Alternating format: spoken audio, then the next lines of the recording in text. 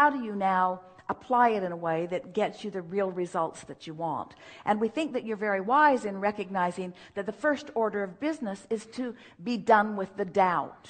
So we're going to come back to something that we said earlier. Everyone can relate, or most can relate in some way. So $100,000 in debt, would like to be $100,000 in the black, $200,000 gap. So not likely that that's going to change today in terms of what's actually in your bank account. But it is likely that you could go from doubt to positive expectation if you are willing to stay focused on a steady stream of conversation long enough to get the momentum going. And you don't need us. We would help do it. You don't need us to do it. You can find your own way out of your own doubt. But you have to understand that it's the doubt that you're trying to find your way out of, not the accomplishment of whatever it is that you doubt that you can accomplish. Did you hear that? That the work is to work your way out of the feeling of doubt, not into the having of whatever it is that you feel doubtful about. That's so big. Because the process to work your way out of doubt is a gradual process, but it's a for sure process. You can do it. You just have to show yourself that you can do it. And if you can do it once, you can do it twice. And if you can do it twice, you can do it 3 times. And if you can do it for a few days or a few weeks, then you can own that vibration about that subject. And so we start in very basic places. We start about things for which, as far as we are concerned, there can be no doubt. Law of attraction abounds. Accept it or don't, but it abounds. Now, us just saying that doesn't make you know it. Mm-hmm. We can know it with everything that we are, and we do. But our knowing it doesn't make you know it, because you might have practiced a strong enough thought contrary to that, that when we are even in the same space, we're not communicating on the same vibrational frequency. So that difference in frequency, let's say a friend knows something and you think you know something different or do know something different. So there's a difference of opinion there. If you are having a difference of an opinion between yourself and someone else, that is not going to bring you an emotion of doubt. It's only when you have a difference of opinion with the source within you about that topic. In other words, doubt is your own contradiction of your own vibration. It doesn't have anything to do with the practical reality of something. It doesn't have anything to do with the certainty of something. The feeling of doubt is just, I've got contradictory energy. I say I want it, and then I say I don't have it. And I say I want it, and then I say I don't have it. And then I say I want it, and then I say I don't have it. That equals contradictory energy, and that's what equals that feeling of doubt. So when you say, I want to talk about the subject of doubt, what we hear you say is, I want to talk about the subject of contradicted energy in me. When we hear you say, I want to talk about the subject of contradicted energy in me, we hear you say, I want to talk about my not very practiced focus. I want to talk about my sloppy thinking. I want to talk about me looking at stuff I don't want and looking at it long enough that I get momentum.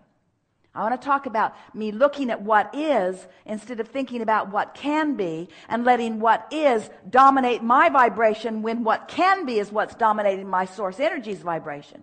My inner being's focused upon what's becoming. I'm focused on what hasn't become yet. That's what doubt is. Isn't this a good conversation? Excellent. It tells me everything. Yeah. So all you got to do is find things that feel good when you think about them. This is perhaps the most important conversation that we would ever have with anyone who's wanting to be the deliberate creator of their own reality.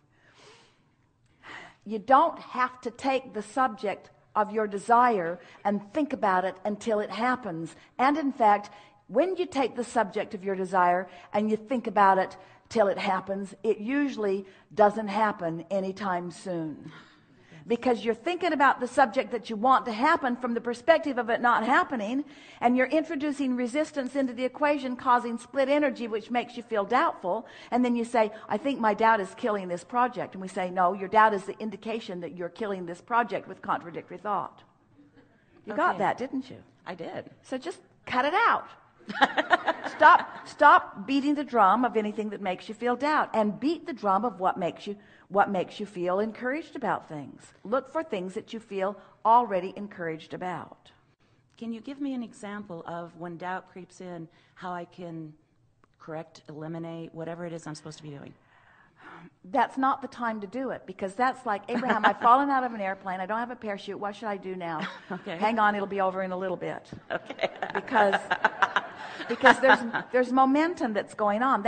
So the time that you correct the doubt, drum roll, is before you have it. You practice believing on things that are easy to believe until the practice of positive expectation is just your practiced chronic nature.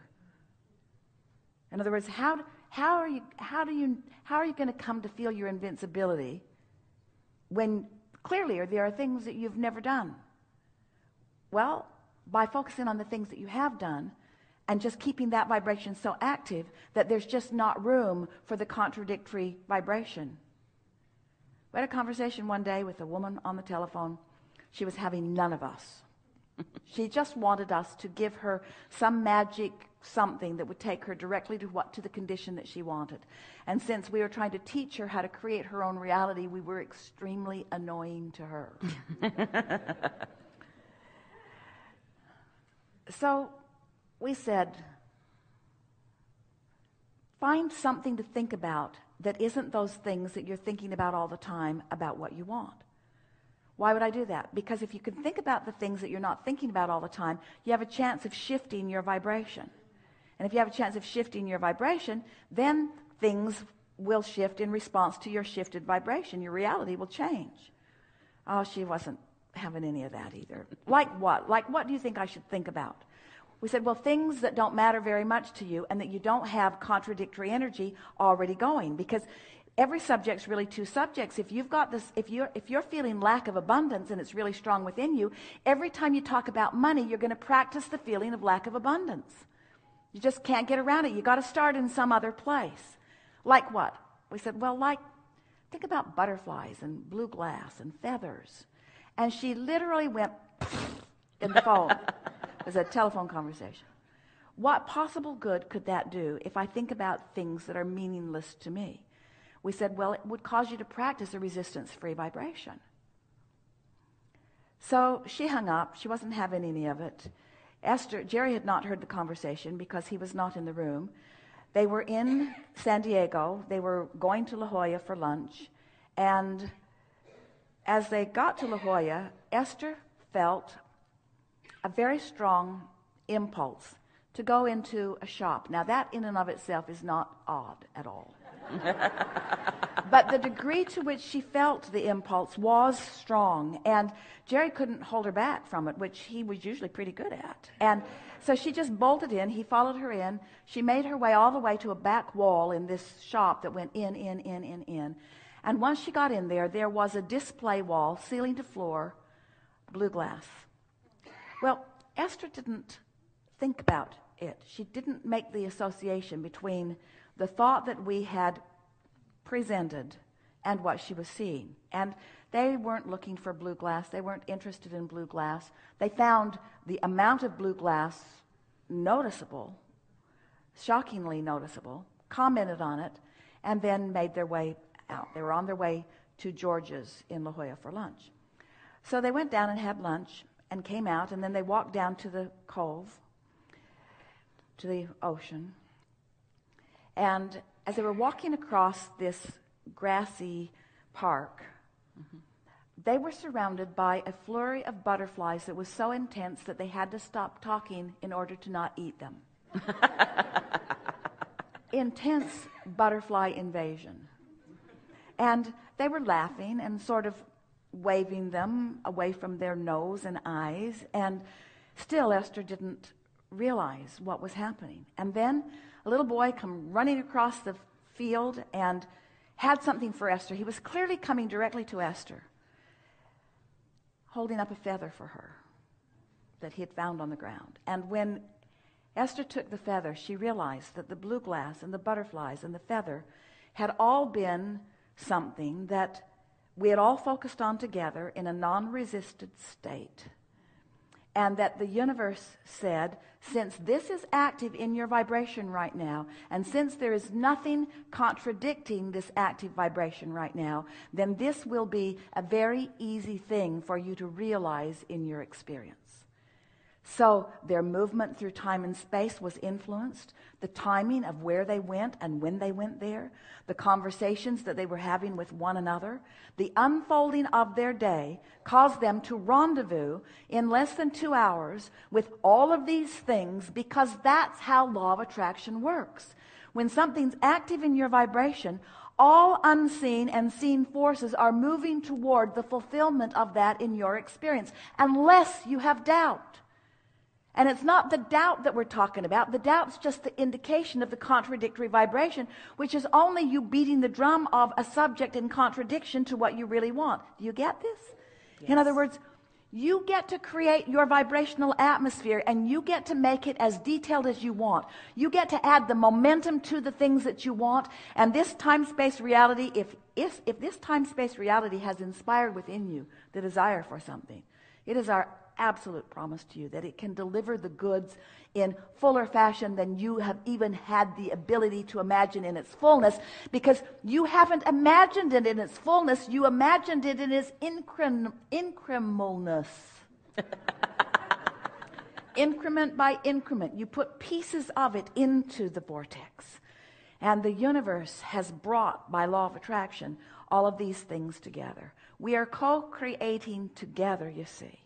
Just understand your very important role, and most important, understand your most important work, which is that worthiness factor. So how does worthiness fit in with doubt? Well, worthiness is the emotion that you feel when you're not contradicting your own desire, and doubt is the emotion that you feel when you are contradicting your own desire. And why right now might you be contradicting your own desire? Because you've been practicing contradictory thoughts and they never felt good. Then why am I doing it now? Because you got used to not feeling good. You got used to the feeling of doubt. So much so that one day a woman said, we were trying to encourage her to talk about what she wanted instead of about what she didn't want. Mm-hmm. And she couldn't come up with much. And so we said, well, do you want such and such? And she said, oh, I don't want that. I've already got that. Well, what about such and such? Well, I don't want that either. I've already got that. She actually thought that desire or wanting means that feeling of not having it, that yearning feeling, that if the yearning feeling isn't present, then I don't really want it. And if the contented feeling is present, then the universe isn't going to give me more because I'm already contented. Mm-hmm. And that isn't the way that it is. Are you getting this? Mm-hmm. So yes. You just have to talk yourself out of doubt. So how do you talk yourself out of doubt? Well, you can't. Well, Abraham, you lost your mind. You just said, talk yourself out of doubt. How do I talk myself out of doubt? You can't. You have to talk yourself into believing. Because there's no exclusion in this universe. You can't make something go away. You can only make something else be present. And so when you tune your tuner, you're tuning into frequencies. And it's fair to say, while you're tuning into this frequency, you are tuning out of that frequency. But it is our promise to you that if you were to focus on tuning out of that frequency, you would tune into that frequency that you're trying to tune out of. Are you following us? Mm-hmm. You want to focus on what you want. You want to think about what you want. You want to start slow where it's easy. And if you have to think about butterflies and blue glass and feathers until you can show yourself, Esther and friends that had so much fun, they make lists of things that they don't care about, and then they watch how many of them the universe will bring to them today. Long list. Let's go find how much the universe can bring us that we don't care about. Oh, we cared about it enough to write it down. We just didn't care about it enough to worry about it. We just didn't care about it enough to doubt it. And we want everything that you care about to get into that category pretty quick. I don't doubt anything for myself because I know that I'm the creator of my own reality, and I know that I'm an extension of source energy, and I know that I was worthy in ways that I can't even find ways to describe. I know the goodness of my being. That's why I'm here. That's why I was given this opportunity. That's why I have this body. It's why I created all of this. I'm the creator of my own experience and have guidance that will help me to remember the trajectory that I'm on, you see.